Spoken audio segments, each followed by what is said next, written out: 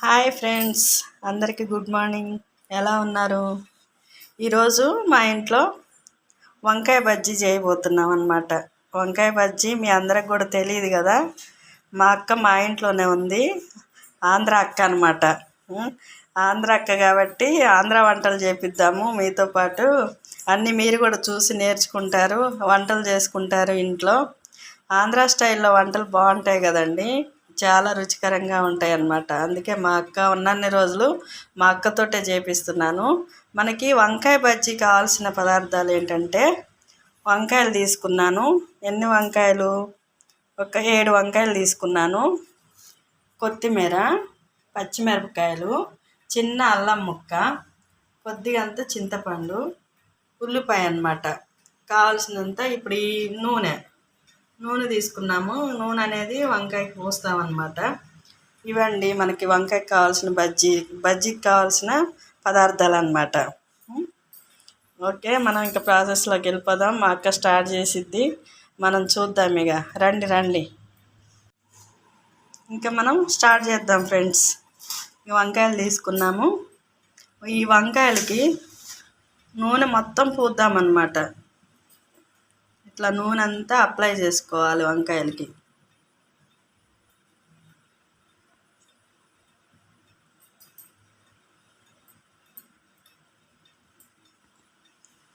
అట్లా స్టవ్ వెలిగించుకొని స్టవ్ మీద అది పెట్టుకొని దాని మీద వంకాయ పెట్టుకొని కాల్చుకోవాలి.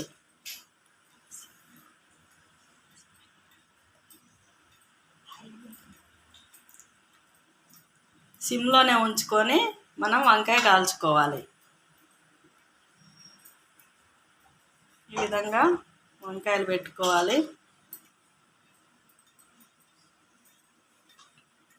ఇది పాతకాలపు వంటేనండి. ఇది మా అమ్మ చేసేది, అలాగే మా అత్తయ్య కూడా చేసేది. అత్తయ్య అంటే మా నాన్న వాళ్ళ సిస్టర్ అన్నమాట. తన దగ్గరే ఫస్ట్ మేము నేర్చుకున్నాము, మా అత్తయ్య గారి దగ్గరే. ఇది పాతకాలపు వంట, అందుకని చాలా టేస్ట్ ఉంటుందండి. ఆంధ్ర వంట అన్నమాట.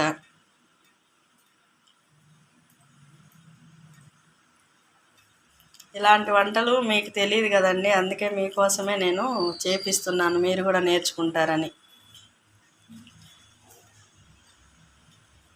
ఆ విధంగా వంకాయలకి ఆయిల్ పూసుకొని అట్లా స్టవ్ సిమ్లో పెట్టుకొని కాల్చుకోవాలన్నమాట. ఇక మనం వంకాయ కాల్చుకున్నాం కదా, మనం అంటే సిమ్లో పెట్టి కాల్చుకోవాలి.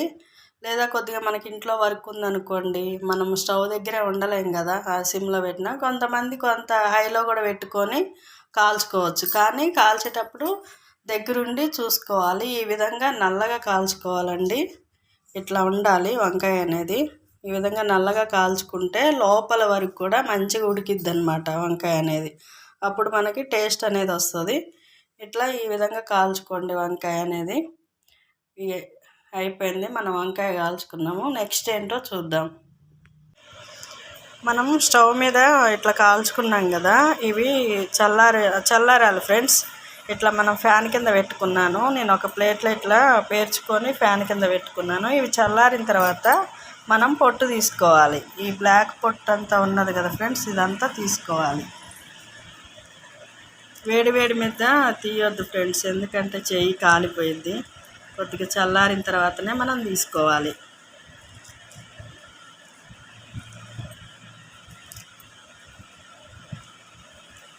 ఆ విధంగా చూడండి పొట్టు ఎట్లా వస్తుందో. ఆ పొట్టు మొత్తం ఇదే విధంగా తీసేసుకోవాలి అన్నీ కూడా.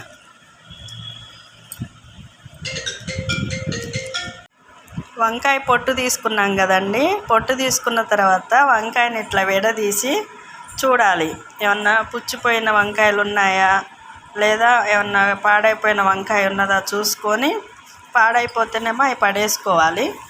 ఇట్లా మంచి వంకాయలని ఇట్లా తీసుకొని తర్వాత పచ్చిమిరపకాయలని ఇట్లా చిన్నగా ముక్కలు కట్ చేసుకోవాలి. ఉల్లిపాయలు కూడా ఇట్లా చిన్నగా ముక్కలు కట్ చేసుకొని పెట్టుకోవాలి. అదేవిధంగా అల్లం ముక్కలు చిన్నగా అల్లం ముక్కలు కట్ చేసుకొని పెట్టుకోవాలి. కొత్తిమీర తీసుకోవాలి. ఇట్లా ఈ విధంగా మనం కట్ చేసుకొని పెట్టుకున్న తర్వాత మళ్ళీ నెక్స్ట్ ఏం చేయాలో ప్రాసెస్లోకి వెళ్ళిపోదాం. ఇలా మొత్తం కలుపుకున్నామండి, బాగా పిసికామన్నమాట. ఇట్లా మొత్తం కలిపేసుకొని ఇప్పుడు పచ్చిమిరపకాయలు సన్నగా తరిగి పెట్టుకున్నాం కదా, ఆ ముక్కలను కూడా వేసి కలుపుకోవాలి. అల్లం ముక్కలు కూడా వేసుకోవాలి, అవి కూడా సన్నగా తురుముకున్నాం కదా, అవి వేసుకున్న తర్వాత ఉల్లిపాయ ముక్కలు, దీన్ని కూడా మనం సన్నగా తురుముకొని పెట్టుకున్నాము.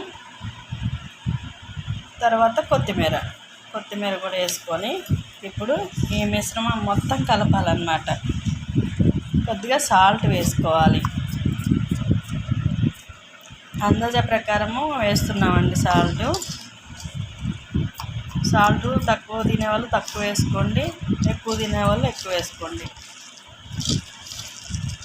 ఇప్పుడు ఇట్లా మొత్తము కలపాలండి, చేతితో బాగా పిసకాలన్నమాట.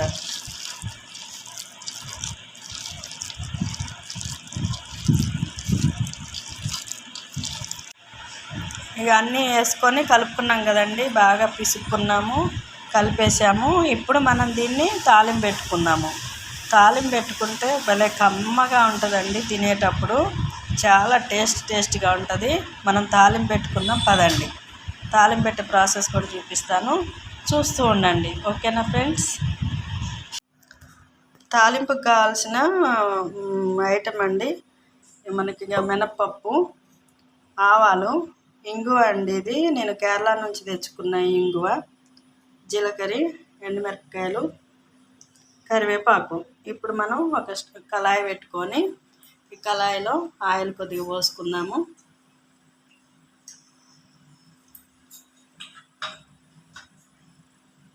తాలింపు పెట్టుకున్నామంటే చాలా కమ్మగా ఉంటుందండి, భలే ఉంటుంది అసలు.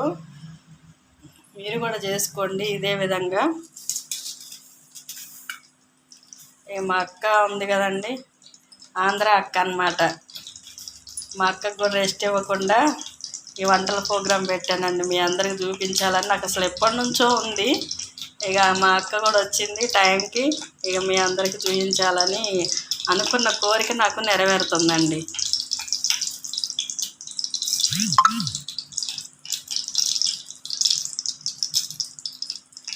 యూట్యూబ్ వల్ల మీ అందరికి కూడా ఇలా చూపించగలుగుతున్నాను. యూట్యూబ్ రావడం చాలా గ్రేట్ అండి మన అందరికి కూడా.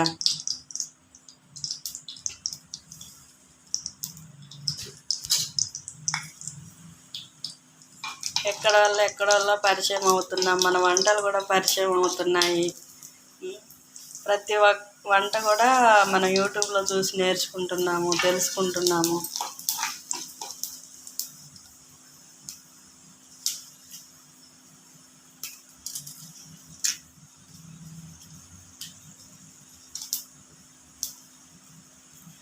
మినపప్పు వేసిందండి, జీలకర్ర వేసింది, ఆవాలు వేసారు, ఎండుమిరపకాయలు వేసారు,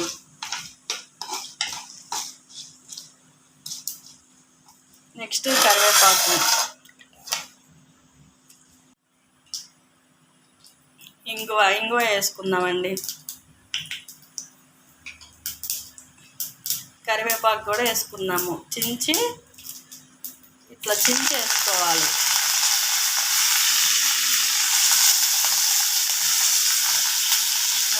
ఏం స్మెల్ వస్తుంది, గుమ్మగుమ్మలాడిపోతుంది స్మెల్ అనేది. మాకైతే నాకు ఆకలేస్తుందండి, మా అక్క చేస్తుంటే ఇక తినేసేయాలండి వెంటనే.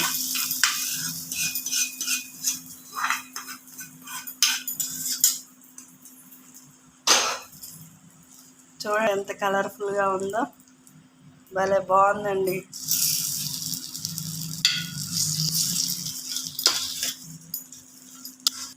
దాని కలర్ఫుల్గా బాగుంది, స్మెల్ కూడా మగ్గమలాడిపోతుంది, స్మెల్ కూడా.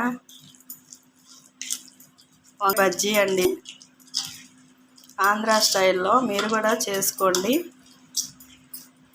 మా ఆంధ్ర అక్కతో చేపిస్తున్నాను. అయిపోయిందండి, ఇక మనం తాలింపు పెట్టుకున్నాము. ఇదే విధంగా మీరు కూడా చేసుకోండి. వంకాయ బజ్జీ అన్నమాట. మీకోసం నేను మా ఆంధ్ర అక్కతోటి చేసి చూపించాను. మీరు కూడా ఇదే విధంగా మీ ఇంట్లో చేసుకొని ఎలా వచ్చిందో నాకు కామెంట్ రూపంలో పెట్టండి.